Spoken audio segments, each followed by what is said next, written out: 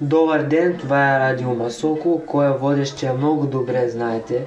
Не се правете, че не ме познаете, защото много добре ме познаете кой съм.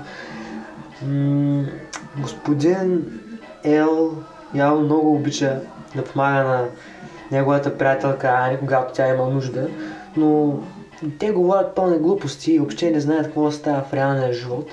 И сега ще ви покажем какво става в реалния живот всъщност. Ето е Анито.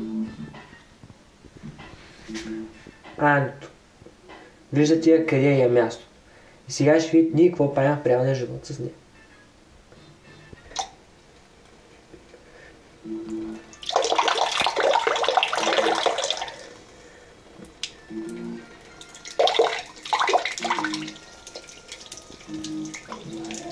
Много залепнало.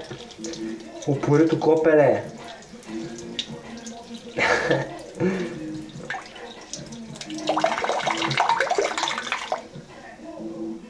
Така правим ние в реалния живот, пичуи.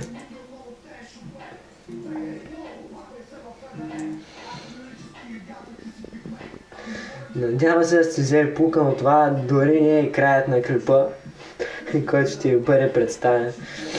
В момента изтръскваме приятеля и ще... Както винаги знаете, Анито е попаднала в много кофта ситуация, ще ги пикаят отгоре. И понеже сама не може да се оправи, тя вика своя приятел господин Ел. Ето го господин Ел, който също попада. Не падна долу. Бам!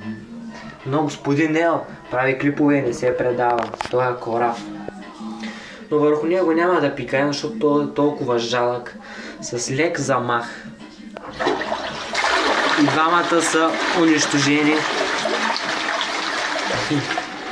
И двамата са унищожени като хлебарките, които са.